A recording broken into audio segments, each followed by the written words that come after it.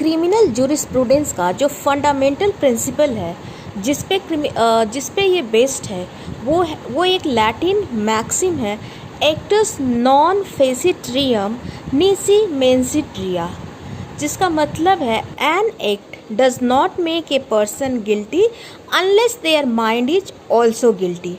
यानी कि किसी व्यक्ति को तब तक अपराध का दोषी नहीं माना जाएगा जब तक कि उसका मन भी दोषी ना हो। अब हम देखते हैं कि क्राइम क्या है। क्राइम को कैसे डिफाइन किया गया है। एन एक्ट और ओमिशन। एक्ट का मतलब कि टू डू समथिंग और ओमिशन का मतलब कि breach of a legal obligation. An act और omission that violates a law and is punishable by the state. These acts are forbidden and punishable by law. अपराध वो गैर कानूनी कार्य हैं जो राज्य द्वारा दंडनीय है। अब आगे देखते हैं कि क्राइम के एलिमेंट्स क्या है। मेंस रिया का मतलब है कि mental element of crime.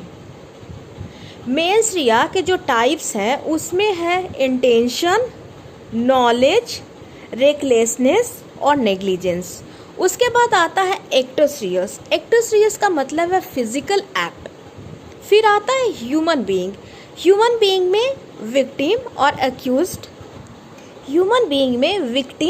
Accused दोनों आएंगे और इसमें क्या क्या आएंगे, मेल, फीमेल और ट्रांसजेंडर। उसके बाद आता है इंजरी। इंजरी का मतलब होगा कि हार्म इलीगली कॉज्ड, हार्म हुआ है और वो इलीगली हुआ है। कोई भी हार्म नहीं, इलीगली कॉज्ड हुआ है वो हार्म। हमने देख लिया कि क्राइम क्या है, क्राइम के एलिमेंट्स क्या है, ये हमने देख लिया। और हमने ये देख लिया कि लैटिन मैक्सिम जिस पे हमारा क्रिमिनल लॉ बेस्ड है। अब हम स्टार्ट करते हैं बीएनएस का प्रिलिमिनरी सेक्शन, चैप्टर 1, सेक्शन 1, भारतीय न्याय संहिता, जिसमें इसका शॉर्ट टाइटल और एप्लीकेशन दिया हुआ है।